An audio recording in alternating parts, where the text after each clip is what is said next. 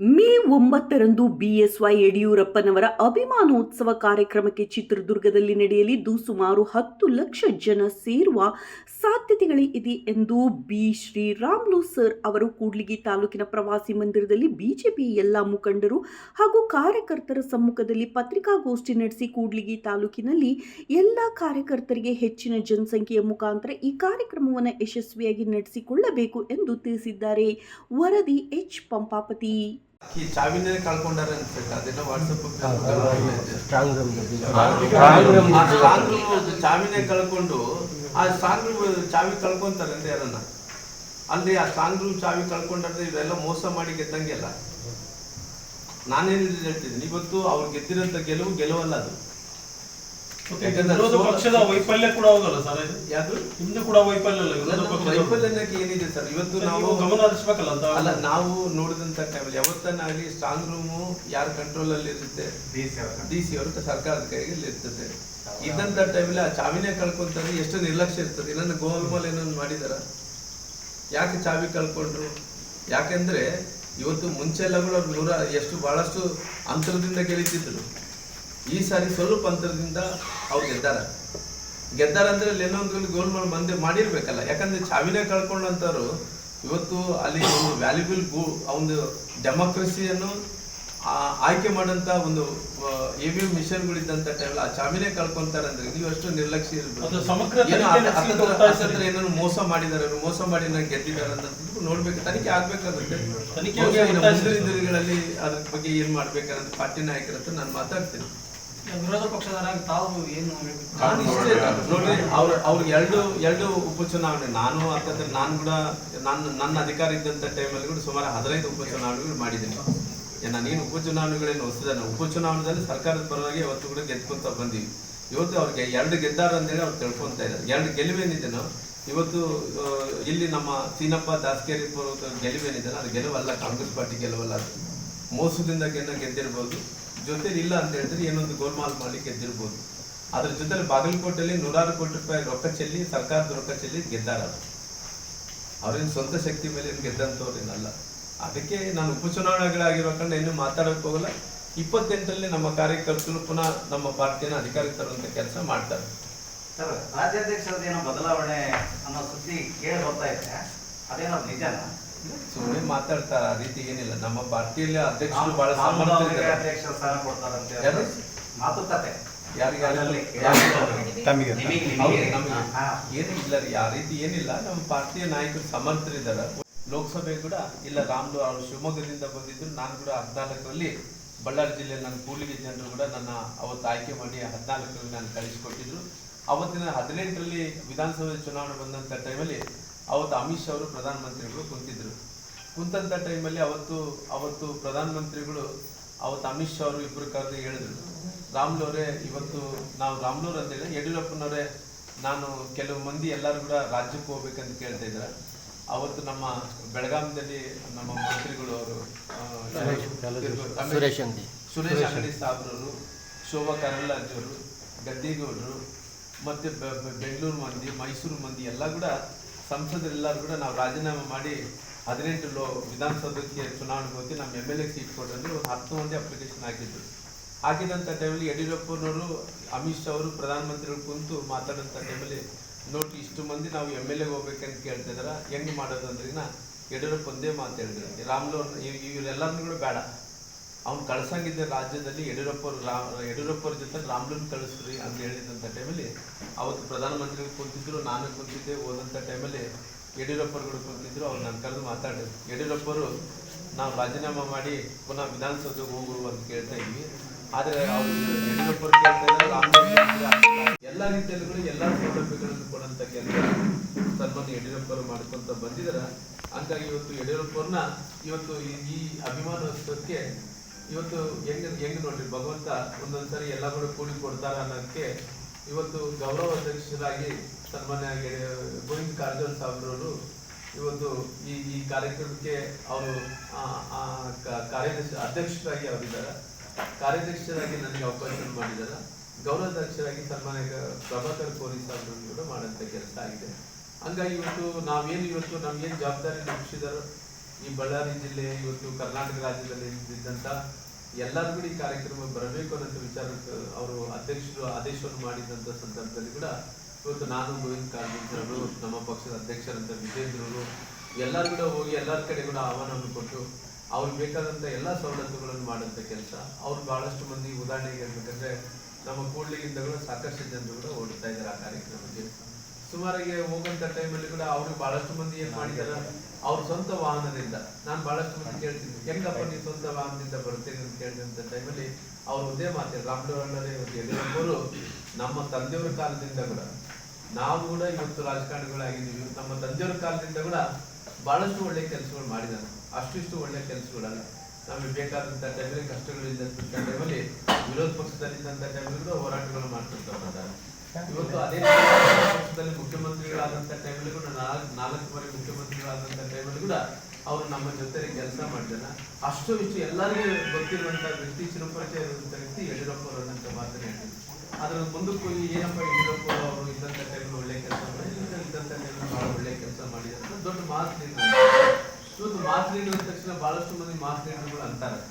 Mass leader ಅಂದ ತಕ್ಷಣ ಯಡಿಯೂರಪ್ಪ ಅಂತಾರೆ ಮಾಸ್ ಲೀಡರ್ ಯಾರು ಕೂಡ ನನ್ನ ವೈಯಕ್ತಿಕವಾಗಿ ನಾನು ಒಪ್ಪಲ್ಲ ಅಂತ ಹೇಳಿ ಅನ್ಕೊಂಡಿದ್ದೀನಿ. ಯಾಕಂದ್ರೆ ಯಡಿಯೂರಪ್ಪ ಅಂದ ತಕ್ಷಣ ಒಂದೇ ಪಾರ್ಟಿಯಲ್ಲಿ ಇದ್ದಂಥವ್ರು. ಯಡಿಯೂರಪ್ಪರು ಜನಸಂಘ ಕಾಲದಿಂದ ಒಂದೇ ಪಾರ್ಟಿಯಲ್ಲಿದ್ದು ಪಾರ್ಟಿಯಲ್ಲಿ ಕಟ್ಟಿ 2 ಮಂದಿ MLAಗಳಿಂದ 1 ಮಂದಿ MLAಗಳಿಂದ ಅನೇಕ ಹೋರಾಟಗಳನ್ನು ಮಾಡಿ 120-130 ಸ್ಥಾನಗಳಲ್ಲಿ ತಂದು ಸುಮಾರಾಗಿ 4 ಬಾರಿ ಮುಖ್ಯಮಂತ್ರಿ ಆದಂತ ಅವ್ರು ದೊಡ್ಡ ಮಾಸ್ ಲೀಡರ್ ಅಂತಾರೆ. ಬೇರೆಯವ್ರನ್ನ ಯಾಕೆ ಮಾಸ್ ಲೀಡರ್ ಅನ್ನಲ್ಲ ಅಂತಂದ್ರೆ ಬೇರೆಯವರು ಬಹಳಷ್ಟು ಒಂದು ಪಾರ್ಟಿಗಳು ಬದಲಾವಣೆ ಮಾಡಿ ಅವರೆಲ್ಲರೂ ಕೂಡ ಅಧಿಕಾರಕ್ಕೆ ಬಂದಂತ ದೊಡ್ಡ mass leader. Yediyurappa mass leader ಆಗಕ್ಕೆ ಸಾಧ್ಯ ಇಲ್ಲ. ಹಂಗಾಗಿ ನಾನು ಯಡಿಯೂರಪ್ಪರನ್ನೇ ಮಾಸ್ ಲೀಡರ್ ಅಂತೀವಿ. ಅಂತ ದೊಡ್ಡ ನಾಯಕ ಅನೇಕ ಬಾರಿ ಸಂಬಂಧಪಟ್ಟಂಗೆ ವಿರೋಧ ಪಕ್ಷ ಕೂಡ್ಲಿಗಿ ಕ್ಷೇತ್ರ ವಿರೋಧ ಪಕ್ಷ ಐತಲ್ಲ ಸರ್, ಇದ್ರ ಬಗ್ಗೆ ಯಾಕೆ ಧ್ವನಿ ಎತ್ತಲ್ಲ ಅಂತ ವಿರೋಧ ವ್ಯಕ್ತಪಡಿಸಕ್ಕೆ ಒಬ್ಬ ರಾಜಕೀಯ ಯಾವ್ದು ಬಿಜೆಪಿಯಿಂದ ಒಬ್ಬ ನಾಯಕರ ಸಮೂಹ ಇಲ್ಲ. ಧ್ವನಿ ಇಲ್ಲಲ್ಲ ಸರ್ ಅಂತ ನೋಡಿ, ನಮ್ಮ ಪಾರ್ಟಿಯಲ್ಲಿ ಎಲ್ಲರೂ ಕೂಡ ಪ್ರಯತ್ನಗಳು ಮಾಡ್ತಾ ಇದ್ದಾರೆ. ಎಲ್ಲ ವಿಚಾರದಲ್ಲಿ ಕೂಡ ಈ ರೀತಿ ಮಾತಾಡೋಂಥ ಕೆಲಸ ಕೂಡ ಮಾಡ್ತಾ ಇದ್ದಾರೆ. ಅಂದ್ರೆ ಅವ್ರಿಗೆ ಇದ್ದಂಥ ವಾತಾವರಣದಲ್ಲಿ ಅಲ್ಲಿ ಸ್ವಲ್ಪ ಅಷ್ಟು ಶಕ್ತಿ ಸಾಲ್ತಾ ಇದ್ದಾರೆ. ಸರ್, ಇದು 187 ಕೋಟಿ ಹಗರಣ ಆಯ್ತಲ್ಲ ಸರ್, ಅದ್ರ ಬಗ್ಗೆ ತಾವು ಏನು ಪ್ರಶ್ನೆ ಮಾಡಿದ್ರೆ ಸರ್ ಸರ್ಕಾರ? ಸಂತೋಷ್ ಲಾಡ್ ಅವ್ರನ್ನ ಕೇಳಬೇಕು. ಯಾಕಂದ್ರೆ ಪಾಪ ಸಂತೋಷ್ ಲಾಡ್ ಅವರು ನಿನ್ನೆ ಹೇಳಿಕೆಯನ್ನು ಕೊಟ್ಟರಲ್ಲ, ಎಲ್ಲ ಕೂಡ ಭಾರತೀಯ ಜನತಾ ಪಾರ್ಟಿ ಗೆದ್ದಿರೋಂಥದ್ದು ಅಂದ್ರೆ ಮೋಸದ ಮೂಲಕ ಗೆದ್ದಿದೆ ಅಂತೇಳಿ ಅವ್ರು ಹೇಳಿಕೆಯನ್ನು ಕೊಟ್ಟರು. ನಾನು ಕೇಳ್ತೀನಿ, ಅದು EVM ಮೋಸನ, ಈ ಮೋಸನ, ಆ ಮೋಸನ ಅಂತಿನ. ಇವತ್ತು ನಿಮ್ಮ ಸಂಸದ ಗೆದ್ದಾರಲ್ಲಪ್ಪ, ನಿಮ್ಮ ತುಕಾರಾಮ್ ಸಾಹೇಬ್ರು, ನಿಮ್ಮ ಪಕ್ಷದ ಶಾಸಕರೆಲ್ಲರೂ ಕೂಡ ಗೆದ್ದಾರಲ್ಲಪ್ಪ, ಯಾವ ಹಣದಿಂದ ಗೆದ್ದಾರೆ? ಆ ಹೇಳಿಕೆಯನ್ನು ಅವ್ರು ಸಂತೋಷ್ ಲಾಡ್ ಅವ್ರು ಕೊಡಬೇಕಲ್ಲ. ಯಾಕಂದ್ರೆ ಇವತ್ತು 187 ಕೋಟಿ ರೂಪಾಯಿ ಬಡವ್ರ ಹಣ ತಿಂದ್ಬಿಟ್ರು, ಮಕ್ಕಳು ಸ್ಕಾಲರ್ಶಿಪ್ ಹಣ ತಿಂದ್ಬಿಟ್ರು, ಬಡವರು ಬೇಕಾದಂಥ ಮೂಲಭೂತ ಸೌಕರ್ಯದ ಹಣ ತಿಂದ್ಬಿಟ್ರು. ಆ ತಿಂದಂಥವ್ರು ಆರಾಮಾಗಿದ್ದಾರೆ. ಇವತ್ತು ಅವರು ಹಣ ಏನು ಇವತ್ತು ಸರ್ಕಾರದಲ್ಲಿ ನಮ್ಮ ಜನರ ಹಣ ಏನಿತ್ತನೋ, ಪರಿಶಿಷ್ಟ ಪಂಗಡಗಳ ಹಣ ಏನಿತ್ತನೋ ಅದೆಲ್ಲ ಕೂಡ ಮೋಸ ಆಗಿದೆ ಅಂತ ಇವತ್ತು ಪಶ್ಚಾತ್ತಾಪಗಳು ಪಡೀತಾ ಇದ್ದಾರೆ. ಇವತ್ತು ಮುಖ್ಯಮಂತ್ರಿಗಳು ಹತ್ತತ್ರ 57,000 ಕೋಟಿ 21ನೇ ಇಸ್ವಿ, 22ನೇ ಇಸ್ವಿ, 22, 23, 24, 25 ಎಲ್ಲ ವರ್ಷದ STP TSP ಹಣ ಅದು ಕಾನೂನಲ್ಲಿ ಯಾವುದು ಕೂಡ ಡೈವರ್ಟ್ ಮಾಡಬಾರ್ದು ಅಂದ್ರೆ ಕೂಡ ಇವತ್ತು ಎಲ್ಲ ಹಣವನ್ನು ಕೂಡ ಬೇರೆ ಕಡೆ ಡೈವರ್ಟ್ ಮಾಡಿ ಅಂತ ಕೆಲಸ ಮುಖ್ಯಮಂತ್ರಿಗಳು ಮಾಡಿದ್ದಾರೆ. ಇದ್ರ ಬಗ್ಗೆ ತಾವೇನು ನಿರ್ಣಯ ತೆಗೆದುಕೊಂಡಿರಿ ಸರ್? ನಮ್ಮ ನಿರ್ಣಯ ಇಷ್ಟ, ನಮ್ಮ ಹತ್ರ ಅಧಿಕಾರ ಇಲ್ಲ. ಭಗವಂತನ ಆಶೀರ್ವಾದದಿಂದ ಮತ್ತು ST ಜನಾಂಗಕ್ಕೆ ಮೀಸಲಾತಿ ಕಡಿಮೆ ಮಾಡಿದ್ವಿ. ಇವತ್ತು 3% ಮಾಡ್ಯಾರ. ಅವ್ರಿಗೇನ ಈ ಜನಾಂಗದ ಬಗ್ಗೆ ಅವ್ರಿಗೇನ ನೈತಿಕ ಹಕ್ಕಿದ್ರಿಗಿನ ಕಾಂಗ್ರೆಸ್ ಪಾರ್ಟಿಯಲ್ಲಿ ಎಲ್ಲ ಈಗಿನ ಶಾಸಕರು ಸೇರಿ ರಾಜೀನಾಮೆ ಕೊಟ್ಟು ಒಬ್ಬ ಹೊರಗಡೆ 3% ರೀ. ಇವತ್ತು 4.5 ವರ್ಷಗಳ ಕಾಲ ಮಕ್ಕಳು ನೀಟು ಮತ್ತು PU MBBSಗಳು ಬರ್ದಾರ. ಮಕ್ಕಳ ಪರಿಸ್ಥಿತಿ ಇವ್ರು ಯಾವುದನ್ನು ಯೋಚನೆ ಮಾಡಿದ್ದಾರೆ? ಯಾವುದೇ ಯೋಚನೆ ಮಾಡಿಲ್ಲ. ಇವತ್ತು ಮಕ್ಕಳು 3.5 ವರ್ಷಗಳ ಕಾಲ ನೀಟು, CET, MBBS ಅವೆಲ್ಲ ಬರ್ಕೊಂಡು ಇವತ್ತು ಮಧ್ಯಂತರದಲ್ಲಿ ಇವತ್ತು 3% ಮಾಡಿದೆ. ಇವತ್ತು ಸರ್ಕಾರ 22-23ನೇ ಇಸ್ವಿದಲ್ಲಿ ನಾವು ಮೀಸಲಾತಿ 7% ಕೊಟ್ಟಿದ್ವಿ. ಇವತ್ತು SC ಜನಾಂಗಕ್ಕೆ 17% ಮೀಸಲಾತಿ ಕೊಟ್ಟಿದ್ವಿ. ಇವತ್ತು 3% ಮಾಡಿದರೆ ಯಾರು ತಪ್ಪೇ ಆದ್ರು? ಈ ಕಾಂಗ್ರೆಸ್ ಗೌರ್ಮೆಂಟ್ ತಪ್ಪಿಲ್ಲ. ಈ ಕಾಂಗ್ರೆಸ್ ಅವರು ಸರಿಯಾದಂಥ ವಾದ ಮಾಡಿದ್ರಿಗಿನ ಕೋರ್ಟ್ಗೆ ಹೋಗಿದ್ರಿಗಿನ ನಿಮ್ಮ ಕೋರ್ಟಲ್ಲಿದ್ದಂಥ ಟೈಮಲ್ಲಿ ಇವತ್ತು ನಿಮ್ಮ ಲಾಯರೇ ಕೇಳ್ತಾನೆ ಯಥಾಸ್ಥಿತಿಯಲ್ಲಿ ನೀವು ಮಾಡಿರಿ ಅಂತೇಳಿ. ಯಥಾಸ್ಥಿತಿಯಲ್ಲಿ ಮಾಡಿದ್ರೆ 50% ಒಳಗಡೆ ಮೀಸಲಾತಿ ಕೊಡ್ಬೇಕಾಯ್ತಲ್ಲ. 50% ಒಳಗಡೆ ಮೀಸಲಾತಿ ಅಂದರೆ 3% ಆಯ್ತಲ್ಲ, ಅದು 7% ಆಗಲ್ಲ. ನೀವೆಲ್ಲ ಮೋಸ ಮಾಡಿ ಇವತ್ತು ST ಜನಾಂಗದವ್ರನ್ನ SC ಜನಾಂಗದವ್ರು ಮೋಸ ಮಾಡಿ ಮೀಸಲಾತಿ ಕಡಿಮೆ ಮಾಡೋಂಥ ಕೆಲಸ ಕಾಂಗ್ರೆಸ್ ನಾಯಕರೆಲ್ಲರೂ ಕೂಡ ಮಾಡಿದ್ರು. ಇವತ್ತು ಮುಂದಿನ ದಿನಗಳಲ್ಲಿ ಜನಾಂಗದವರು ಎಲ್ಲ SC/ST ಜನಾಂಗದವರು ಹಿಂದುಳಿದಂಥ ಸಮುದಾಯಗಳು ಅವಕಾಶಕ್ಕೋಸ್ಕರವಾಗಿ ಕಾಯ್ತಾ ಇದ್ದಾರೆ. ಇಷ್ಟೊಂದು ದೊಡ್ಡ ಮಹೋತ್ಸವ ಮಾಡಿ ಕುಂತಾರೆ ಇದೆಲ್ಲ ಸೇರಿ. ಸರ್ ನೀವು ST ಜನಾಂಗದ ದೊಡ್ಡ ನಾಯಕರಾಗಿದ್ದಾರೆ ಸರ್ ನೀವು. ಸರ್, ತಮಿಳುನಾಡಲ್ಲಿ 108 ಸೀಟು ಇದೆ TVK ಪಕ್ಷದಲ್ಲಿ. ನಮ್ಮ BJP ಪಕ್ಷ ಇನ್ನೊಂದು ಅಂಥದ್ದೇನಾದರೂ ಕರ್ನಾಟಕದಲ್ಲಿ ನೋಡ್ರಿ, ನೋಡಿ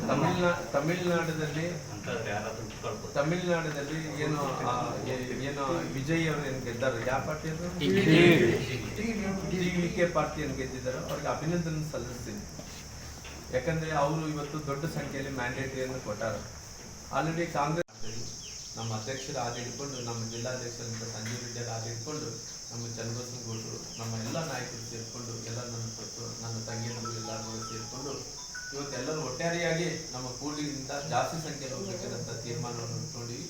ಜಾಸ್ತಿ ಸಂಖ್ಯೆಯಲ್ಲಿ ಹೋಗಿ ಯಡಿಯೂರಪ್ಪರ ಋಣವನ್ನು ತೀರಿಸುವಂಥ ಕೆಲಸ ನಾವೆಲ್ಲರೂ ಸೇರಿ ಮಾಡ್ತೀವಿ ಅನ್ನೋಂಥ ಮಾತನ್ನು ಹೇಳ್ತಾರೆ. ಬೆಂಬಲವನ್ನು ತಗೊಂಡು ಅವರು ಇವತ್ತಿನ ಸರ್ಕಾರ ರಚನೆ ಮಾಡಕ್ಕೆ ಹೋಗ್ತಿದ್ದಾರೆ. ಅವ್ನು ಕಾಂಗ್ರೆಸ್ ಅವರಿಗೆ ಮಾನ್ಯ ಮರ್ಯಾದೆ ಏನಿಲ್ಲ, ಅವ್ರು ಏನು ಉಳಿದಿಲ್ಲ.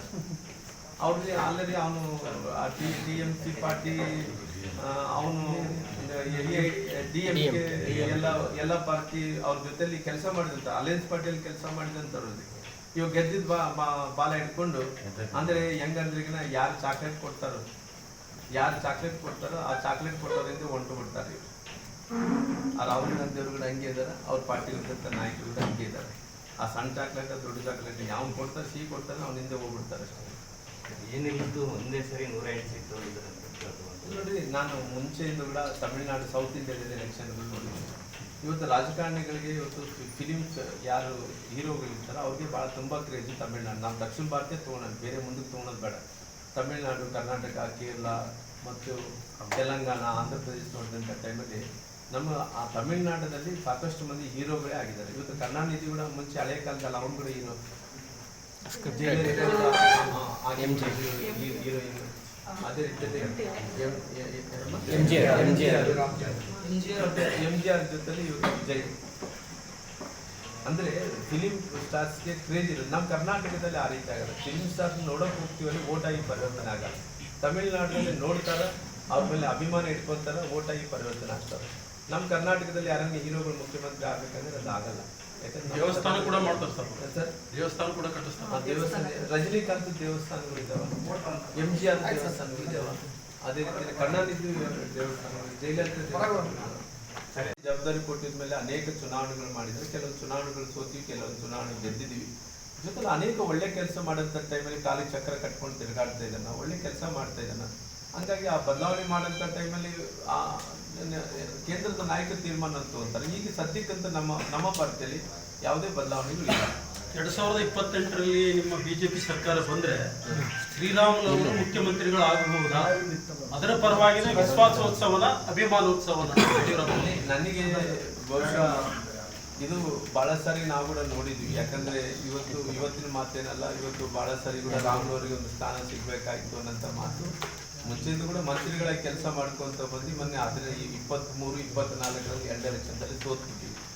ಪುನಃ 28ರಲ್ಲಿ ಗೆಲ್ಲಿಬೇಕು, ನಮ್ಮ ಪಾರ್ಟಿ ಅಧಿಕಾರಕ್ಕೆ ಬರಬೇಕಾಗಿದೆ. ನಾವೆಲ್ಲರೂ ಕೂಡ ರಾಷ್ಟ್ರೀಯ ನಾಯಕರೆಲ್ಲರೂ ಕೂಡ ಅವ್ರ ಕಣ್ಣೆಲ್ಲ ಕೂಡ ಈ ಚುನಾವಣೆ ಏನು 28ರಲ್ಲಿ ಏನು ನಡೀತದೆ ಅದು ಕರ್ನಾಟಕದಲ್ಲಿ ಕೂಡ ಇವತ್ತು ಅವರೆಲ್ಲ ಕಣ್ಣು ಹಾಕೊಂಡು ಅವ್ರು ಏನು ಮಾಡಬೇಕು ಎಲ್ಲ ಪ್ರಯತ್ನಗಳನ್ನು ಮಾಡ್ತಿದ್ದಾರೆ. ಮುಂದಿನ ದಿನಗಳಲ್ಲಿ ಪಾರ್ಟಿ ಏನು ಕಷ್ಟಪಟ್ಟಂಥವ್ರಿಗೆ ಯಾವತ್ತೋ ಒಂದು ದಿವಸ ಅವಕಾಶ ಸಿಗಲೇಬೇಕಾಗುತ್ತಲ್ಲ. ಭಗವಂತ ಏನು ಮಾಡ್ತಾರೋ ನೋಡೋಣ. ಅದೆಲ್ಲ ಕೂಡ ನಾನು ಹೇಳೋನು ಭಾಳ ಸಣ್ಣವನಾಗ್ತೀನಿ.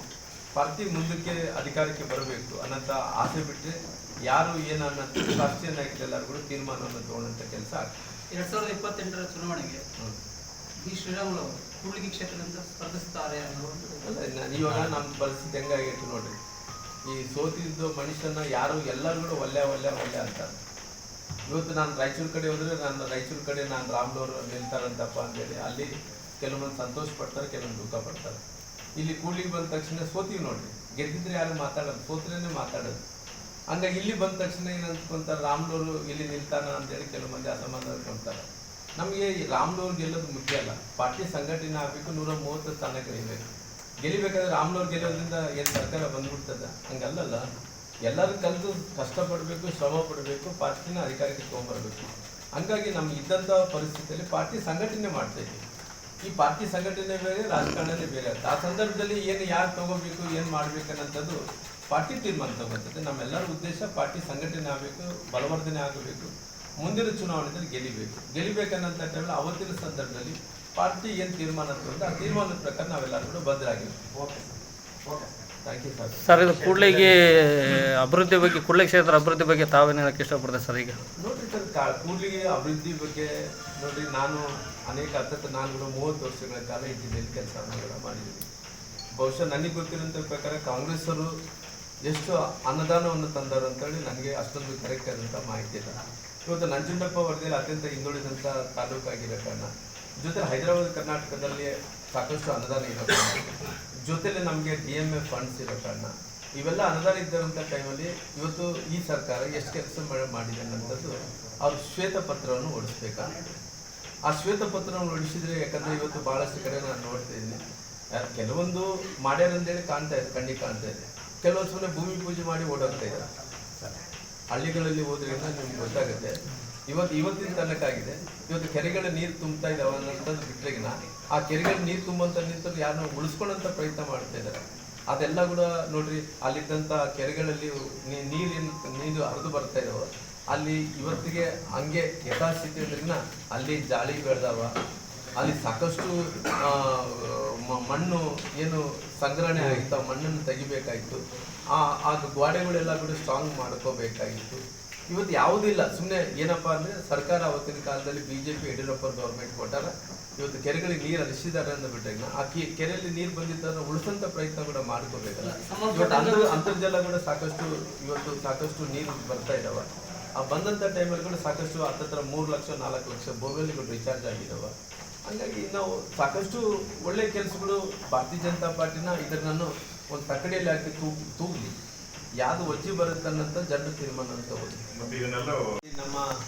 ನಮ್ಮ ಹಿನ್ನೆಲೆ ನೋಡಿದಂಥ ಟೈಮಲ್ಲಿ ಯಾವತ್ತು ನಾವು ಚಿತ್ರದುರ್ಗ ಜಿಲ್ಲೆಯಲ್ಲಿ ಮಧ್ಯ ಕರ್ನಾಟಕ ಭಾಗದಲ್ಲಿ ಯಾವತ್ತು ಯಾವುದೇ ಹೋರಾಟಗಳು BJPಯು ನಾವು ಅಧಿಕಾರದಲ್ಲಿ ಇಲ್ಲ ಅನ್ನೋಂಥ ಟೈಮಲ್ಲಿ ಕೂಡ ಯಾವುದೇ ಪಾರ್ಟಿ ಕಾರ್ಯಕ್ರಮಗಳಲ್ಲಿ ಚಿತ್ರದುರ್ಗದಿಂದಲೇ ಪ್ರಾರಂಭ ಮಾಡ್ತೀವಿ. ಈ ಕಾರ್ಯಕ್ರಮಗಳು ಇಲ್ಲಿಂದನೇ ಮಾಡಬೇಕು. ಕಿತ್ತೂರು ರಾಣಿ ಚೆನ್ನಮ್ಮರ ಒಂದು ಹೋರಾಟ ಮಾಡಿದಂಥ ಈ ಪುಣ್ಯಭೂಮಿಯಲ್ಲಿ ನಾವು ಪ್ರಾರಂಭ ಮಾಡಬೇಕು, ಇಂಥ ಕಾರ್ಯಕ್ರಮ ಆಗಬೇಕನ್ನೋ ಕಾರಣದಿಂದ ಯಾವತ್ತುಗಳು ಚಿತ್ರದುರ್ಗನೇ ಆಯ್ಕೆ ಮಾಡ್ಕೊತ ಬಹಳಷ್ಟು ಮಂದಿ ಶರಣರಿರುವಂಥ ಪ್ರದೇಶ ಆಗಿರೋ ಕಾರಣ ಮಧ್ಯಭಾಗದಲ್ಲಿ ಇವತ್ತು ಉತ್ತರ ಕರ್ನಾಟಕಕ್ಕೆ, ಬೇರೆ ಕರ್ನಾಟಕಕ್ಕೆ, ಕರಾವಳಿ ಕರ್ನಾಟಕಕ್ಕೆ, ಮೈಸೂರು ಕರ್ನಾಟಕಕ್ಕೆ ಎಲ್ಲದೂ ಕೂಡ ಸೆಂಟ್ರಲ್ ಭಾಗ ಕನೆಕ್ಟಿವ್ ಪ್ಲೇಸ್ ಇರೋ ಕಾರಣ ನಾವು ಯಾವತ್ತುಗಳು ಆಯ್ಕೆ ಮಾಡ್ಕೊಳ್ಳೋಂಥ ಪ್ಲೇಸು ಚಿತ್ರದುರ್ಗ ಆಗಿರೋ ಕಾರಣ ಚಿತ್ರದುರ್ಗದಲ್ಲಿ ಯಾವತ್ತು ಕಾರ್ಯಕ್ರಮಗಳು ಅವೆಲ್ಲ ಕೂಡ ಯಶಸ್ಸನ್ನು ತಂದುಕೊಂಡಿದೆ. ಈ ಕಾರ್ಯಕ್ರಮ ಕೂಡ ಒಂದು ಒಗ್ಗಟ್ಟಿನ ಕಾರ್ಯಕ್ರಮ ಆಗುತ್ತೆ. ಮುಂದಿನ 28ಕ್ಕೆ ನಮ್ಮೆಲ್ಲರಿಗೂ ಒಂದು ಸರ್ಕಾರ ಬರುತ್ತೆ ಒಂದು ವಿಶ್ವಾಸವನ್ನು ಮೂಡಿಸುವಂಥ ಕಾರ್ಯಕ್ರಮ ಆಗುತ್ತೆ. ಅದಕ್ಕೋಸ್ಕರ ನಮ್ಮ ಆಯ್ಕೆ ಇವತ್ತು ಚಿತ್ರದುರ್ಗದಲ್ಲಿ ಕೂಡ ಮಾಡ್ಕೊಂಡಿದ್ದೀವಿ. ಸರ್, ಈಗ ಚಿತ್ರದುರ್ಗದಲ್ಲಿ ನಡೆಯುವಂಥ ಒಂದು ಅಭಿಮಾನೋತ್ಸವ ಕಾರ್ಯಕ್ರಮದ ನೆಪದಲ್ಲಿ 2028ರ ಚುನಾವಣೆಗೆ ಇದೇನು ಭೂಮಿಕೆ ಸಿದ್ಧಪಡಿಸೋದು ಪ್ಲಾನ ಅಥವಾ ಏನು? ಸರ್, ನಾವು ಇವತ್ತು ಮಾಡ್ತಾ ಇರುವಂಥ ಉದ್ದೇಶನೇ ಅಷ್ಟೇ, ಒಂದು ಅಭಿಮಾನೋತ್ಸವ ಕಾರ್ಯಕ್ರಮ ಮಾಡಬೇಕು. ನೆಪ ಅಭಿಮಾನೋತ್ಸವ ಕಾರ್ಯಕ್ರಮ ನೆಪ ಅಲ್ಲ, ಅವ್ರು ಮಾಡಿದಂಥ ಸೇವೆಗೆ ರೆಕಗ್ನೈಸ್ ಮಾಡಿ ಇಷ್ಟು ವರ್ಷಗಳ ಕಾಲ ಯಡಿಯೂರಪ್ಪರು ಹೋರಾಟ ಮಾಡಿ ಪಾರ್ಟಿನ ಒಂದು ಕೆಳಮಟ್ಟದಿಂದ ಇಲ್ಲಿ ತನಕ ತೊಗೊಂಬಂದಿರುವಂಥ ಒಬ್ಬ ದೊಡ್ಡ ನಾಯಕ. ಸುಮಾರಿಗೆ ಅವರ ಜೀವನದಲ್ಲಿ ಎಲ್ಲವನ್ನೂ ಕೂಡ ತ್ಯಜಿಸಿ ಇಷ್ಟೊಂದು ತ್ಯಾಗ ಮಾಡಿದಂಥ ವ್ಯಕ್ತಿಗೆ ಅವರಿಗೆ ಒಂದು ದೊಡ್ಡ ಸನ್ಮಾನ ಕಾರ್ಯಕ್ರಮ ಆಗಬೇಕು. ಯಾಕಂದರೆ ಪೊಲಿಟಿಕಲ್ ಲೈಫಲ್ಲಿ ಅವರು ಇವತ್ತು ರಾಷ್ಟ್ರೀಯದಲ್ಲಿ ನಮ್ಮ ಪಾರ್ಟಿಯಲ್ಲಿ ದೊಡ್ಡ ನಾಯಕನಾಗಿ ಕೂಡ ಇದ್ದಾನೆ. ಅದ್ರ ಜೊತೆ ಅಭಿಮಾನೋತ್ಸವ ಮಾಡೋದ್ರ ಜೊತೆ ಇವತ್ತು ಯಾರಿಗೆ ಉಪಯೋಗ? ಯಡಿಯೂರಪ್ಪರಿಗಂತೂ ಉಪಯೋಗ ಇಲ್ಲ ಇದರಿಂದ. ಯಡಿಯೂರಪ್ಪ ಒಲ್ಲೆ ಅಂತ ಹೇಳಿದ್ರು. ಇದನ್ನ ಮಾಡೋದ್ರಿಂದ ಯಾರಿಗೆ ಉಪಯೋಗ ಆಗುತ್ತೆ ಅಂದರೆ ಪಾರ್ಟಿಗೆ ಉಪಯೋಗ ಆಗುತ್ತೆ. ಪಾರ್ಟಿಗೆ ಉಪಯೋಗ ಆಗೋದ್ರಿಂದ ಕಾರ್ಯಕರ್ತರಲ್ಲಿ ಕುಣಿದು ಕುಪ್ಪಳಿಸ್ತಾರ, ಅವರೆಲ್ಲರೂ ವಿಶ್ವಾಸ ಬರುತ್ತೆ. 28ಕ್ಕೆ ನಮಗೆ ಸರ್ಕಾರ ಬರುತ್ತಂತ ವಿಶ್ವಾಸನೂ ಮೂಡಿಸ್ಬೇಕನ್ನೋಂಥ ಕಾರಣದಿಂದ ಇವತ್ತು ಅವ್ರಿಗೆ ವಿಶ್ವಾಸವನ್ನು ಕೊಡ್ಸಂಥ ಕೆಲಸ ಅಭಿಮಾನೋತ್ಸವ ಜೊತೆಲೆ ನಮ್ಮ ಮುಂದಿನ ದಿನಗಳಲ್ಲಿ 28ಕ್ಕೆ ನಮ್ಮ ಸರ್ಕಾರ ಬರಬೇಕು ಅನ್ನೋ ಕಾರಣದಿಂದ ಈ ಕಾರ್ಯಕ್ರಮ ಮಾಡೋಂಥ ಕೆಲಸ ಆಗ್ತಾ ಇದೆ. ಯತ್ನಾಳ್ ಅವರು ಈ ಒಂದು ಯಡಿಯೂರಪ್ಪರ ಅಭಿಮಾನೋತ್ಸವದ ನೆಪದಲ್ಲಿ ಅವರ ಮಗನಿಗೆ ಪಟ್ಟ ಕಟ್ಟಿಸೋದಕ್ಕಾಗಿ ಮುಂದಾಲೋಚನೆಯಾಗಿ ಈ ಪ್ಲಾನ್ ನಡೀತಾ ಇದೆ ಅಂತೇಳಿ ಒಂದು ಆರೋಪ ಮಾಡ್ತಾರೆ. ಇವತ್ತು ಅಧ್ಯಕ್ಷರಿಗೆ ನಮ್ಮ ಪಾರ್ಟಿ ರಾಷ್ಟ್ರೀಯ ಪಕ್ಷ ಆಗಿರೋ ಕಾರಣ ಆಲ್ರೆಡಿ ನಮ್ಮ ಪಾರ್ಟಿ ಅಧ್ಯಕ್ಷರು ವಿಜೇಂದ್ರನ್ನ ಆಲ್ರೆಡಿ ಅವರು ಯಾವುದೇ ಸ್ವಾರ್ಥ ಇಲ್ಲಾರ್ದಂತೆ ಕೆಲಸವನ್ನು ಕೂಡ ಮಾಡ್ತಾ ಇದ್ದಾರೆ. ನಾವೆಲ್ಲರೂ ಕೂಡ ಅವ್ರ ಜೊತೆಯಲ್ಲಿ ಕೆಲಸ ಹೆಗಲು ಕೊಟ್ಟು ನಾವೆಲ್ಲರೂ ಕೂಡ ಕೆಲಸವನ್ನು ಕೂಡ ಮಾಡ್ತಾ ಇದ್ದೀವಿ. ಇವತ್ತು ಪಾರ್ಟಿ ಏನೋ ಆದೇಶವನ್ನು ಮಾಡಿದ ಅದ್ರ ಪ್ರಕಾರ ಕೆಲಸ ಮಾಡ್ಕೊತಾ ಇದ್ದಾರೆ.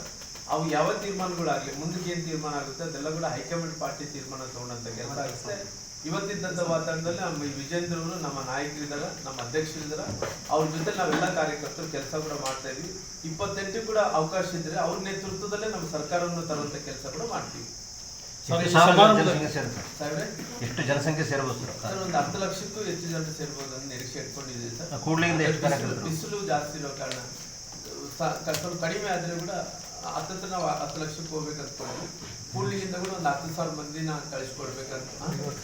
ಎಷ್ಟು 15,000 ಜನರಿಗೆ ಬಸ್ ವ್ಯವಸ್ಥೆ ಮಾಡಿದಾರಂತೆ. ನಿನ್ನೆಗೆಲ್ಲ ಕಂಪ್ಲೀಟ್ ಮಾಡಿದ್ರು. ಒಂದು 15,000 ಮಂದಿಗೆ ಅದನ್ನ ಇಲ್ಲಿಂದ ಕರ್ಕೊಂಡು ಹೋಗ್ತೀವಿ. ನಮ್ಗೆ ಹತ್ರ ಆಗಿರೋ ಮತ್ತು ನಮ್ಮ ಪಕ್ಷದ ಅಧ್ಯಕ್ಷರನ್ನ ಆಧರಿಸಿಕೊಂಡು ಎಲ್ಲ ಪಕ್ಷದ ಹಿರಿಯ ನಾಯಕರೇ ಇವತ್ತಿನ ಪತ್ರಿಕಾಗೋಷ್ಠಿಯಲ್ಲಿ ಏನು 9ನೇ ತಾರೀಕು ಅಂದ್ರೆ ನಾಳೆ ಇಲ್ಲದ ನಾಡದಕ್ಕೆ ಸನ್ಮಾನ್ಯ ಯಡಿಯೂರಪ್ಪ ಅವರ ಅಭಿಮಾನೋತ್ಸವ ಕಾರ್ಯಕ್ರಮ 9ನೇ ತಾರೀಕಿಗೆ ಚಿತ್ರದುರ್ಗ ಜಿಲ್ಲೆಯಲ್ಲಿ ನಡೀತಾ ಇದೆ. ನಮ್ಮ ನಿರೀಕ್ಷೆ 10 ಲಕ್ಷ ಮಂದಿ ಸೇರ್ಬೋದು ಅಂತೇಳಿ ನಾವೆಲ್ಲರೂ ಕೂಡ ನಿರೀಕ್ಷೆ ಇಟ್ಕೊಂಡಿದ್ದೀವಿ. ಅದಕ್ಕೆ ಸಂಬಂಧಪಟ್ಟಿರಂತ ವ್ಯವಸ್ಥೆ ಅಲ್ಲಿ ಬಂದಂತ ಜನರಿಗೆ ಕೂಡ್ಲಿಕ್ಕೆ ಸಲುವಾಗಿ ಅವ್ರಿಗೆ ಬೇಕಾದಂತ ಶಾಮಿಯಾನ, ಅವ್ರು ಬಂದಂತ ಎಲ್ಲ ಅಭಿಮಾನಿಗಳಿಗೆ ಪಕ್ಷದ ಕಾರ್ಯಕರ್ತರಿಗೆ ಅವ್ರಿಗೆ ಬೇಕಾದಂತ ಪ್ರಸಾದ ವ್ಯವಸ್ಥೆ, ಜೊತೆಲಿ ಅವ್ರಿಗೆ ಬೇಕಾದಂತ ನೀರು ಮಜ್ಜಿಗೆ ವ್ಯವಸ್ಥೆ ಅದೆಲ್ಲ ಕೂಡ ಪೂರ್ಣ ಪ್ರಮಾಣದಲ್ಲಿ ಸಿದ್ಧತೆಯನ್ನು ಮಾಡಿಕೊಂಡು ಎಲ್ಲ ಕೂಡ ತಯಾರಿ ಆಗಿದೆ. ಮತ್ತೆ 8ನೇ ತಾರೀಕಿಗೆ 9ನೇ ತಾರೀಕಂದು ಈ ಕಾರ್ಯಕ್ರಮ ನಡೀತಿದೆ. 8ನೇ ತಾರೀಕಿಗೆ ಯಡಿಯೂರಪ್ಪ ಸಾಹೇಬರು ಅದನ್ನ ಊರಿನಲ್ಲಿ ಪ್ರವೇಶ ಅಂತ ಅದನ್ನ ಪುರಪ್ರವೇಶ ಕೂಡ ಮಾಡುವಂತ ಕೆಲಸ ಆಗ್ತಿದೆ. ಆ ಪುರಪ್ರವೇಶ ಮಾಡುವಂತ ಕಾರ್ಯಕ್ರಮದಲ್ಲಿ ಸುಮಾರಾಗಿ ಲಕ್ಷಾಂತರ ಅಂದ್ರೆ ಸುಮಾರಾಗಿ ಬಹಳಷ್ಟು ಮಂದಿ ಕಾರ್ಯಕರ್ತರು ಅದನ್ನ ಅವರು ಬರಮಾಡ್ಕೊಳ್ಳೋದು, ಜೊತೆಲಿ ಪುನಃ ಪ್ರವೇಶ ಮಾಡುವಂತ ಕಾರ್ಯಕ್ರಮದಲ್ಲಿ ಯಾವ ರೀತಿ ನಮ್ಮ ದಸರಾ ಉತ್ಸವವನ್ನು ನೋಡ್ತೀವೋ ಆ ರೀತಿಯಲ್ಲಿ ಅವ್ರನ್ನ ಪುನಃ ಪ್ರವೇಶ ಮಾಡ್ಕೊಳ್ಳೋ ಸಂದರ್ಭದಲ್ಲಿ ಎಲ್ಲ ಕಲಾವಿದರು, ಸಾಕಷ್ಟು ಮಂದಿ ಕಾರ್ಯಕರ್ತರು, ಎಲ್ಲ ಬಹಳಷ್ಟು ಮಂದಿ ನೃತ್ಯಗಳಾದಂಥವ್ರು ಎಲ್ಲರೂ ಕೂಡ ಯಾವ ರೀತಿಯಲ್ಲಿ ದಸರಾ ಉತ್ಸವ ನೋಡ್ತೀವಿ ಆ ರೀತಿಯಲ್ಲಿ ಕೂಡ ಆ ಕಾರ್ಯಕ್ರಮ ಮಾಡಬೇಕು ಅನ್ನೋಂಥ ಒಂದು ತೀರ್ಮಾನವನ್ನು ತಗೊಂಡು ಎಲ್ಲ ಸಿದ್ಧತೆಯನ್ನು ಕೂಡ ಮಾಡ್ಕೊಂಡು ಕೂತಿದ್ವಿ. ಸುಮಾರಾಗಿ ಇದು 9ನೇ ತಾರೀಕಿನ ಕಾರ್ಯಕ್ರಮ, 8ನೇ ತಾರೀಕಿಗೆ ಪುನಃ ಪ್ರವೇಶ ಮಾಡ್ಕೊಂತೀವಿ. ಅಲ್ಲಿ ಸುಮಾರಾಗಿ 10 ಗಂಟೆ ತನಕ 11 ಗಂಟೆ ತನಕ ಕಾರ್ಯಕ್ರಮಗಳು ಅಥವಾ 9 ಗಂಟೆಗೆ ಮತ್ತೆ 9ನೇ ತಾರೀಕಿಗೆ ಬಂದು ನಮ್ಮ ರಾಷ್ಟ್ರೀಯ ಅಧ್ಯಕ್ಷ ಅಂತ ಅಮಿತ್ ಶಾ ಅವರು ಬಂದು ಈ ಕಾರ್ಯಕ್ರಮವನ್ನು ಉದ್ಘಾಟನೆ ಮಾಡಿ ಸನ್ಮಾನ್ಯ ಯಡಿಯೂರಪ್ಪ ಅವರಿಗೆ ಅವ್ರು ಸಂಬಂಧಪಟ್ಟಿದ್ದಂಥ ಎಲ್ಲ ವಿಚಾರಗಳನ್ನು ಕೂಡ ಜನರಿಗೆ, ಅಭಿಮಾನಿಗಳಿಗೆ ತಿಳಿಸಂತ ಕೆಲಸ ಆಗ್ತದೆ. ಅದಕ್ಕೆ ಸಂಬಂಧಪಟ್ಟಿದಂತೆ ಎಲ್ಲ ವ್ಯವಸ್ಥೆ ಅಂತ ಯಾವುದೇ ರೀತಿಯಲ್ಲಿ ಕೂಡ ಬಂದಂತ ಯಾವುದೇ ಆರೋಗ್ಯ ವಿಚಾರ ಆಗಿರ್ಬೋದು, ಅವ್ರಿಗೆ ಬೇಕಾದಂಥ ಪ್ರಸಾದ ವ್ಯವಸ್ಥೆ ಆಗಿರ್ಬೋದು, ಅವ್ರಿಗೆ ಬೇಕಾದಂಥ ನೀರಿನ ವ್ಯವಸ್ಥೆ ಆಗಿರ್ಬೋದು, ಅಲ್ಲಿ ಗಾಡಿಗಳು ಹತ್ತತ್ರ ಯಾವ್ಯಾವ ಬರ್ತಾವಲ್ಲ ಪಾರ್ಕಿಂಗ್ ವ್ಯವಸ್ಥೆ ಆಗಿರ್ಬೋದು, ಯಾವುದೇ ರೀತಿಯಲ್ಲಿ ತೊಂದರೆ ಆಗಲಾರ್ದಂತೆ 100 ಎಕರೆ ಪ್ರದೇಶದಲ್ಲಿ ಅಂದ್ರೆ ಪ್ರಥಮ ಬಾರಿಗೆ ಚಿತ್ರದುರ್ಗ ಪಟ್ಟಣದಲ್ಲಿ ಬಹಳಷ್ಟು ಎತ್ತರವಾದಂತ ಪ್ಲೇಸ್ಗೆ ಹೋಗಿ ಅಂದ್ರೆ ಎಲ್ಲರಿಗೂ ಊರಿಗೆ ಕಾಣಂತ ಒಂದು ದೊಡ್ಡ ಸಿಂಗಾರದಲ್ಲಿ ಮಾಡಿದಂತ ಈ ಶಾಮಿಯಾನವನ್ನು ಇಂಥ ಭವ್ಯವಾದಂತ ಕಾರ್ಯಕ್ರಮವನ್ನು ಮಾಡುವಂತ ಕೆಲಸ ಕೂಡ ಆಗಿದೆ. ಹಂಗಾಗಿ ಇವತ್ತು ಸನ್ಮಾನ್ಯ ಯಡಿಯೂರಪ್ಪರು ಬೇರೆ ಅಲ್ಲ, ಪಕ್ಷ ಬೇರೆ ಅಲ್ಲ. ಇವತ್ತು ಬಹುಶಃ ಇಡೀ ರಾಜ್ಯದಲ್ಲಿ ಇವತ್ತು ಪಕ್ಷ ಅಂದ ತಕ್ಷಣ ಯಡಿಯೂರಪ್ಪರ ಅಂತಾರ, ಯಡಿಯೂರಪ್ಪರ ಅಂದ ತಕ್ಷಣ ಪಾರ್ಟಿ ಅಂತಾರ. ಇವತ್ತು ಪಾರ್ಟಿ ಪಕ್ಷ ಒಂದು ಸೇರಿದಂತ ಟೈಮಲ್ಲಿ ಇದು ಪಕ್ಷದ ಕಾರ್ಯಕ್ರಮ ಅನ್ಕೋಬಹುದು, ಅಭಿಮಾನದ ಕಾರ್ಯಕ್ರಮ ಆಗಿರ್ಬೋದು. ನಿರಂತರವಾಗಿ 50 ವರ್ಷಗಳ ಕಾಲ ಅವರು ಹೋರಾಟವನ್ನು ಮಾಡಿ ನಿರಂತರವಾಗಿ ಅವ್ರ ಸಾರ್ಥಕತೆ. ಸರ್, ಈ ಅಭಿಮಾನೋತ್ಸವದಲ್ಲಿ ರಾಜ್ಯದ ಜನತೆಗೆ ಏನಾದರೂ ಆಶ್ವಾಸನೆಯನ್ನ ಬಿಜೆಪಿ ನೀಡ್ತಾ ಇದೆಯಾ? ಇಲ್ಲ, ನಾವು ಇವತ್ತು ವಿರೋಧ ಪಕ್ಷದಲ್ಲಿ ಇದೀವಿ. ವಿರೋಧ ಪಕ್ಷದಲ್ಲಿ ಇದ್ದಂತ ಟೈಮಲ್ಲಿ ಆಶ್ವಾಸನೆ ಅಂದ್ರೆ ಇವತ್ತು ಈ ದೇಶದಲ್ಲಿ ಜನರು ಬದಲಾವಣೆಯನ್ನು ಬಯಸ್ತಾ ಇದ್ದಾರೆ. ಮೊನ್ನೆ ನಡೆದಂತ ಪಂಚರಾಜ್ಯ ಚುನಾವಣೆಗಳು ಕೂಡ ಹತ್ತಿರ ನಮಗೆ 3 ರಾಜ್ಯಗಳಲ್ಲಿ ಪೂರ್ಣ ಬಜೆಟ್ ತಗೊಳ್ಳಂತ ಕೆಲಸ ಮಾಡಿದ್ವಿ. ಇವತ್ತು ಹಂಗಾಗಿ ಮುಂದಿನ ದಿನಗಳಲ್ಲಿ ಭಾರತದ ಭೂಪಟದಲ್ಲಿ ಇವತ್ತು ಕಾಂಗ್ರೆಸ್ ಪಾರ್ಟಿ ಅನ್ನೋಂಥದ್ದು ನಾವೇನು ಇವತ್ತು ಕಾಂಗ್ರೆಸ್ ಮುಕ್ತ ಭಾರತವನ್ನು ಮಾಡ್ಬೇಕಂತೇಳಿ ನೋಡ್ತಾ ಇದ್ದೀವಿ. ಬಿಜೆಪಿ ಅನ್ನೋಂಥ ಪಾರ್ಟಿ ಹತ್ತಿರ ನಾವು ಕೂಡ ಅಲ್ಲಿಗೆ ರೀಚ್ ಆಗ್ತಾ ಇದ್ದೀವಿ. ಹಂಗಾಗಿ ಮುಂದಿನ ದಿನಗಳಲ್ಲಿ ಇವೆಲ್ಲವನ್ನು ಕೂಡ ಭಾರತೀಯ ಜನತಾ ಪಾರ್ಟಿ ಇವತ್ತು ಮೊನ್ನೆ ನಡೆದಂಥ ಪಂಚರಾಜ್ಯಗಳ ಚುನಾವಣೆ ನಾವು ನೋಡಿದಂಥ ಟೈಮಲ್ಲಿ ಮುಂದಕ್ಕೆ ನಾವು ಕರ್ನಾಟಕವನ್ನೇ ನೋಡಬೇಕಾಗುತ್ತೆ, ತೆಲಂಗಾಣ ಪ್ರದೇಶವನ್ನು ಕೂಡ ನೋಡಬೇಕಾಗುತ್ತೆ. ತೆಲಂಗಾಣ ಮತ್ತು ಕರ್ನಾಟಕ ಏನಿದೆ 2 ರಾಜ್ಯದಲ್ಲಿ ಭಾರತೀಯ ಜನತಾ ಪಾರ್ಟಿ ಬರ್ಲಿಕ್ಕೆ ಸಲ ಏನು ಮಾಡಬೇಕು ಎಲ್ಲವನ್ನು ಕೂಡ ನಮ್ಮ ದೇಶದ ಪ್ರಧಾನಮಂತ್ರಿ ನರೇಂದ್ರ ಮೋದಿಜಿಯವರು ಮಾಡೋಂಥ ಕೆಲಸ ಮಾಡ್ತಾರೆ. ಸರ್, ಇವಾಗ ಕೂಡ್ಲಿಗಿ ತಾಲೂಕಿಂದ ನಿಮ್ಮ ನೇತೃತ್ವದಲ್ಲಿ ಕಾರ್ಯಕರ್ತರು, ಮುಖಂಡರು ಅವರು ಇವರು ಹೋಗ್ತಾರಲ್ಲ, ಹೆಂಗೆ ಸರ್? ಸರ್ ನಾವೆಲ್ಲರೂ ಕೂಡ ಯಾರ ನೇತೃತ್ವ ಅನ್ನೋದಕ್ಕಿಂತ ನಾನು ಈ ಕಲ್ಯಾಣ ಕರ್ನಾಟಕ ಭಾಗವನ್ನೆಲ್ಲ ಕೂಡ ನಾನು ಪಾರ್ಟಿ ಸಂಘಟನೆ ಸಲುವಾಗಿ ನಾನು ನೋಡ್ತಾ ಇದ್ದೀನಿ. ಮಧ್ಯ ಕರ್ನಾಟಕ ಭಾಗದಲ್ಲಿ ಕೂಡ ಇವತ್ತು ಚಿತ್ರದುರ್ಗ ಆಗಿರ್ಕೊಂಡು ಈ ಕಾರ್ಯಕ್ರಮ ನಾನೇ ಕಾರ್ಯದರ್ಶಿಯಾಗಿರೋ ಕಾರಣ ನಾನು ಮತ್ತು ಗೋವಿಂದ ಕಾರಜೋಳ ಸಾಹೇಬ್ ಇರೋ ಕಾರಣ ಇವತ್ತು ಬಹುಶಃ ನಾವು ಇಡೀ ಕರ್ನಾಟಕ ರಾಜ್ಯದಲ್ಲಿ ಇವತ್ತು ಸನ್ಮಾನ ಮಾಡ್ತಿರೋದು ಯಡಿಯೂರಪ್ಪರದ್ದು. ಈ ಕಾರ್ಯದರ್ಶಿಗಳು, ಅಧ್ಯಕ್ಷರು, ಗೌರವಾಧ್ಯಕ್ಷರು ಬಂದು ನಾವೇ ಇರೋ ಕಾರಣ ಇವತ್ತು ನಾವೆಲ್ಲರೂ ಸೇರಿ ಒಟ್ಟಾಗಿ ಮಾಡ್ತಾ ಇದ್ವಿ. ಸಂಘಟನೆ ಬಂದಂಥ ಟೈಮಲ್ಲಿ ಇವತ್ತು ಎಲ್ಲ ಕಡೆ ಕೂಡ ಚಿತ್ರದುರ್ಗ ಜಿಲ್ಲೆ ಹಿಡ್ಕೊಂಡು ಇವತ್ತು ಚಾಮರಾಜನಗರ ಜಿಲ್ಲೆ ಹಿಡ್ಕೊಂಡು ಜೊತೆಯಲ್ಲಿ ನಮ್ಮ ಐದು ಕಲ್ಯಾಣ ಕರ್ನಾಟಕದ 6 ಜಿಲ್ಲೆಗಳಾದ ಇಟ್ಕೊಂಡು ಇವೆಲ್ಲ ಕೂಡ ನಾನೇ ಪೂರ್ಣ ಪ್ರಮಾಣದಿಂದ ಪಾರ್ಟಿಯನ್ನು ನೋಡ್ತಾ ಇದ್ದೀನಿ. ಹಂಗಾಗಿ ಮುಂದಿನ ದಿನಗಳಲ್ಲಿ ನನ್ನ ಆಸೆ ಇಷ್ಟೇ, ಈ ಭಾಗದಲ್ಲಿ ಕಲ್ಯಾಣ ಕರ್ನಾಟಕ ಭಾಗದಲ್ಲಿ 41 ವಿಧಾನಸಭಾ ಕ್ಷೇತ್ರಗಳು ಏನಿದ್ದಾವೋ ಹತ್ತತ್ರ ನಾನು 30 ವಿಧಾನಸಭಾ ಕ್ಷೇತ್ರಗಳು ಗೆಲ್ಲಿಸಿಕೊಡಿಸ್ಬೇಕು ಅನ್ನೋಂಥ ಪ್ರಯತ್ನದಲ್ಲಿ ನಾವು ಕೆಲಸ ಕೂಡ ಮಾಡ್ತೇವೆ. ಯಾವತ್ತಿವತ್ತು ಕಲ್ಯಾಣ ಕರ್ನಾಟಕದಲ್ಲಿ ಜಾಸ್ತಿ ಸಂಖ್ಯೆಯಲ್ಲಿ ಗೆದ್ದಿದ್ವು ಅವತ್ತೆಲ್ಲ ಕೂಡ ಸರ್ಕಾರಗಳು ಬಂದಾವೆ. 2008, 2007ರಿಂದ ಕೂಡ ತಾವು ನೋಡ್ರಿ, ಅವತ್ತು ಯಾವತ್ತು ಕಲ್ಯಾಣ ಕರ್ನಾಟಕ, ಮಧ್ಯ ಕರ್ನಾಟಕ ಜಾಸ್ತಿ ಬಂದಂಥ ಟೈಮಲ್ಲಿ ಏನು ಗೆದ್ದಿದ್ದಾವೋ ಈ ಸಾರಿ ಕೂಡ ಅದೇ ಪ್ರಯತ್ನವನ್ನು ಮಾಡ್ತೀವಿ. ಹತ್ತತ್ರ ನಾವು ಏನು 41 ವಿಧಾನಸಭಾ ಕ್ಷೇತ್ರಗಳಿಗೆ ಹತ್ತತ್ರ 30, 35 ಬರಬೇಕನ್ನೋ ಪ್ರಯತ್ನವನ್ನು ಮಾಡ್ತೀವಿ. ಈ ಸಾರಿ ಖಂಡಿತವಾಗಿ ಗೆಲ್ಲಿಸುವಂಥ ಪ್ರಯತ್ನ ಕೂಡ ಮಾಡಿ ಪುನಃ ನಮ್ಮ ಸರ್ಕಾರ ಕೈ ಹಿಡಿಯುವಂಥ ಕೆಲಸ ಮಾಡ್ತೀವಿ. ಸರ್, ಪಂಚರಾಜ್ಯ ಚುನಾವಣೆ ಮಾತಾಡಿ. ಈ ಪಂಚರಾಜ್ಯ ಚುನಾವಣೆ ಸುರೇಣ ಕೈ